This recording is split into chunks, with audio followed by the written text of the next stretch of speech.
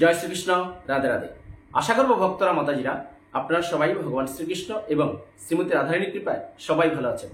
ভক্তরা মাতাজিরা, এই যে জ্যৈষ্ঠ মাসের ভগবান শ্রীকৃষ্ণের যে প্রিয় কৃষ্ণপক্ষীয় অপরা একাদশী চলে গেল, তারপর চলে এসছে কি অমাবস্যা তিথি।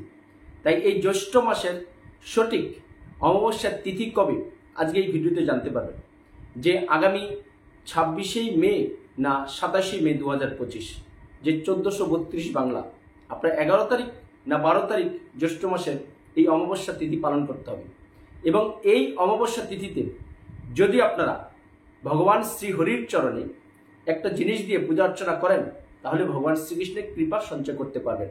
আজকের ভিডিওতে জানতে পারবেন যে 2025-এর এই জ্যৈষ্ঠ মাসের কৃষ্ণপক্ষিয়া অমাবস্যা তিথি কখন, এবং আপনারা গঙ্গায় কখন স্নান করবেন, এবং বাড়িতে ব্রাহ্মমুহূর্তে যে কবে স্নান করবেন, বা এই অমাবস্যা তিথিতে যারা গর্ভবতী মায়েরা আছেন তারা বাড়িতে কিভাবে থাকবেন, বা অমাবস্যা তিথিতে আপনি বাড়িতে কি কি করণীয়।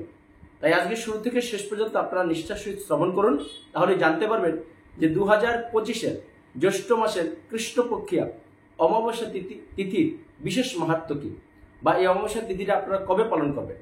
তাই ইতিমধ্যে যারা আমাদের কৃষ্ণকথা সুজিত নাথ চ্যানেলটা সাবস্ক্রাইব করেছেন তারা অবশ্যই ভগবান শ্রীকৃষ্ণ শ্রীমতী রাধারানীর কৃপা সংগ্রহ করবেন।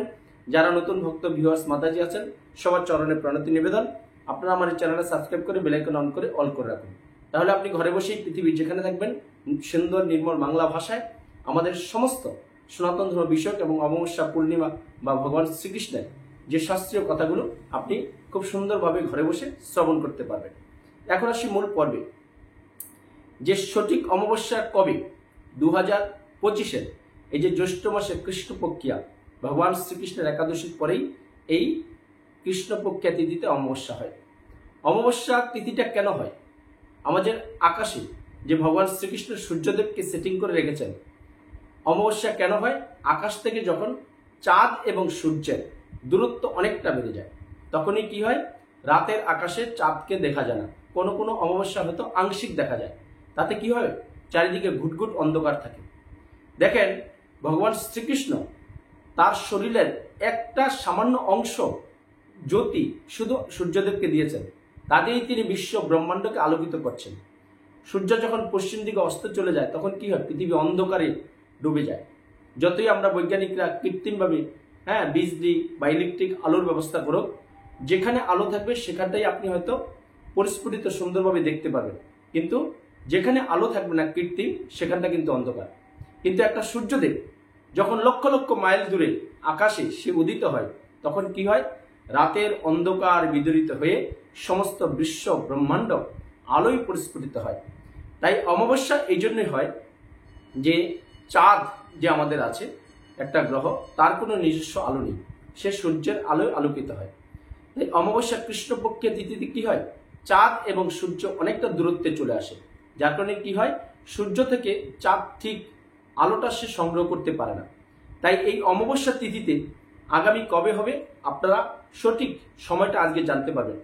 এবং বিশেষ একটা কথা, যেটার জন্য আমি আজকে কৃষ্ণকথা সুজিত নাথ চ্যানেলে এই ভিডিওটা নিয়ে এসেছি, যে এই জ্যৈষ্ঠ মাসের কৃষ্ণপক্ষিয়া অমাবস্যা তিথিতে আপনারা একটা হলুদ ফুল দিয়ে কাজ করতে হবে। হলুদ যে গাঁদা ফুল আছে, সেই ফুল দিয়ে আপনারা কি করবেন, সেই মাহাত্ম্যটা আজকে এই ভিডিওতে শ্রবণ করতে পারবেন। আপনারা আগামী 26 যে মে, সেটা সারাদিন একাদশী তিথি থাকবে, 27 তারিখ পর্যন্ত আছে।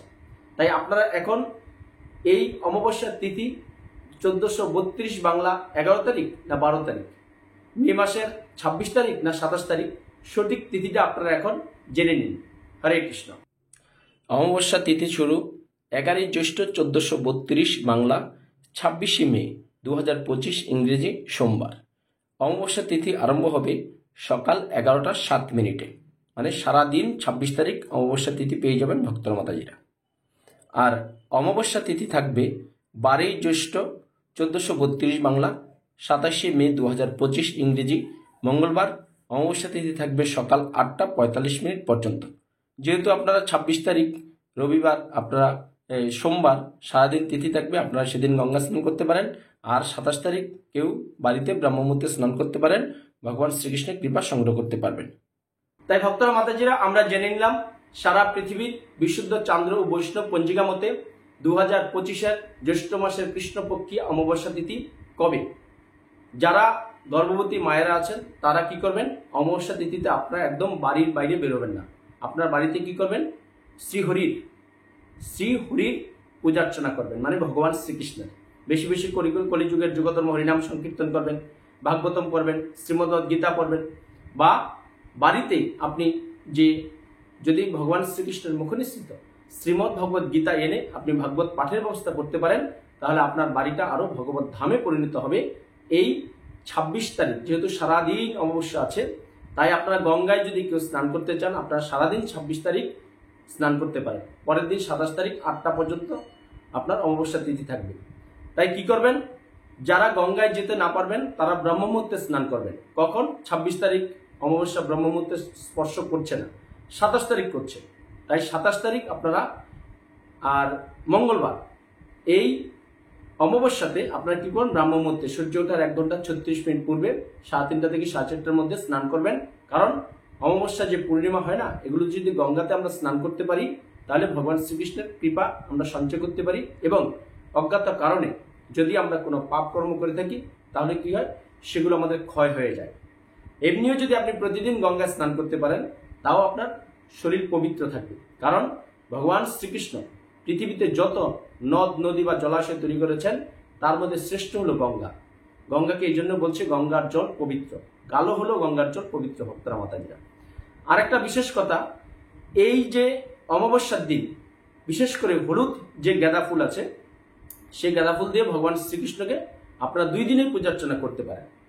26 তারিখও আপনি যেহেতু সারাদিন অমাবস্যা থেকে পূজা অর্চনা করতে পারেন, 27 তারিখও করতে পারেন। কেন করবেন, যে আমরা এর আগের কৃষ্ণপক্ষিয়া অপরা একাদশীতে আমরা মাহাত্ম্যে পেয়েছিলাম যে ভগবান শ্রীকৃষ্ণ যুধিষ্ঠির মহারাজকে বলেছিলেন যে একাদশীর উপবাস করে শ্রীহরির পুষ্প দিয়ে পূজার্চনা করবে, তাহলে কি হবে, তার সর্বজীবনের পাপ ক্ষয় হয়ে মৃত্যুর পর বিষ্ণু গতি প্রাপ্ত হবে। তাই যেহেতু কৃষ্ণ পক্ষের মধ্যেই অমাবস্যা তিথিটা রয়ে গেছে, তাই আপনি সেই নিয়মটা পালন করতে পারেন। হলুদ ফুল কেন দেবেন, যেহেতু ভগবান শ্রীকৃষ্ণের প্রিয় হলুদ কালার। তাই ভক্তরা মাতাজিরা, এখন যেহেতু বাজারে গাঁদা ফুলের একদম চারিদিকে সমারোহ, তাই অন্তত আপনারা 4টে 5টা 10টা না পারেন 1টা বা 2টো হলুদ গাঁদা ফুল দিয়ে ভগবান শ্রীকৃষ্ণের চরণে অর্পণ করবেন। অমাবস্যার দিন 26 তারিখ সারাদিন আছে, 27 তারিখ 8টা কত পর্যন্ত, এই 8টা 8:30 পর্যন্ত আছে। আপনার এই শ্রীকৃষ্ণের চরণে যে তুলসী পত্র দেবেন তার সাথে বেশি বেশি করে এই হলুদ ফুলটা দেবেন, তাহলে আপনার জীবনের সমস্ত পাপ ক্ষয় হয়ে আপনি সংসার জীবন অন্তত ভালো থাকতে পারবেন। আর একটা বিশেষ কথা ভক্তরা মাতাজিরা, অমাবস্যার দিন কি করবেন, যারা গঙ্গায় স্নান করতে পারবেন না তারা কি করবেন, আপনার বাড়িতে বা আপনার বাড়ির চারিপাশে যদি পরিষ্কার জলাশয় থাকে সেখানে স্নান করতে পারেন। বা আপনি যদি কোনো শুভকর্ম করতে চান সেটা কিন্তু করবেন না। অমাবস্যা তিথি ছাড়ার পর আপনি ভগবান শ্রীকৃষ্ণ শ্রীমতী রাধারানীর কাছে পূজা অর্চনার মাধ্যম দিয়ে তারপরে আপনারা শুভকর্ম করবেন। কেন করবেন, যেহেতু সূর্যদেব আমাদের পৃথিবী থেকে হারিয়ে যাবে এবং চাঁদ থেকে আমরা আলো পাবো না, তাই পরিস্ফুটিত বা আলোকিত না হলে কোনো কাজ শুভ হয় না। আমরা এটা শাস্ত্রে পেয়েছি ভক্তরা মাতাজিরা। তাই আগামী আপনারা 26শে মে আপনার সোমবার যে অমাবস্যা থাকবে, অমাবস্যা আপনারা সারাদিন ভগবান শ্রীকৃষ্ণের গুণ কীর্তন করবেন, শাস্ত্র অধ্যয়ন করবেন এবং বেশি বেশি করে হরিনাম সংকীর্তন করবেন, কলিযুগের যুগধর্ম। আর বিশেষ করে একটা হলুদ গাঁদা ফুল দিয়ে ভগবান শ্রীকৃষ্ণের চরণে অর্পণ করবেন। অর্পণ করে বলবেন যে হে কৃষ্ণ, তুমি আমাদেরকে কৃপা করো, আমরা যাতে এই কলিযুগে জগৎ সংসারে আজকে আমরা কেউ ভালো নেই, যাতে আমরা সংসার জীবনে সবাই ভালো থাকতে পারি, আমাদের ব্যবসা বাণিজ্য ভালো চলে, আমরা যেন ভগবানের সেবা করতে পারি এবং ভগবানের নাম প্রচার করতে পারি। তাই সবাই ভালো থাকবেন, সুস্থ থাকবেন, আর চোখ রাখবেন আমাদের এই কৃষ্ণকথা সুজিত নাথ চ্যানেলে। পরিশেষে আমার সাথে বলুন, জয় শ্রীকৃষ্ণ, রাধে রাধে। জয় শ্রীকৃষ্ণ, রাধে রাধে। জয় শ্রীকৃষ্ণ, রাধে রাধে। ভক্তরা মাতাজিরা, সর্বদা হরে কৃষ্ণ মহামন্ত্র জপ করুন, সংসার জীবনে সুখে থাকুন এবং এই দুর্লভ মানব জীবনকে যদি আপনারা সার্থক করতে চান, সবসময় কৃষ্ণ চেতনা, কৃষ্ণ ভাবনায় জাগ্রত থাকতে হবে। এই দুর্লভ মানব জীবন আমরা পেয়েছি, তাই আমরা ভগবান শ্রীকৃষ্ণের মুখনিসৃত শ্রীমদ্ গীতা প্রতিদিন অধ্যয়ন করুন, একাদশী ব্রত পালন করুন, তাহলেই দেখবেন যে মানব জীবন কি করে সার্থক হয় সেটার রাস্তা আপনারা অচিরেই খুঁজে পাবেন। তাই আপনারা পৃথিবীর যে যেখানে থাকবেন আমাদের এই কৃষ্ণকথা সুজিত নাথ চ্যানেলটা সাবস্ক্রাইব করবেন, আমাদের ভিডিওগুলো শেয়ার করবেন, আপনার বন্ধুবান্ধব আত্মীয় স্বজন আপনার মাধ্যমে জানতে পারবে যে সনাতন ধর্মের অজানা কথাগুলো, শাস্ত্রীয় কথাগুলো। তাই সবাই ভালো থাকুন, সুস্থ থাকুন। পরিশেষে বলুন জয় শ্রীকৃষ্ণ, রাধে রাধে, হরে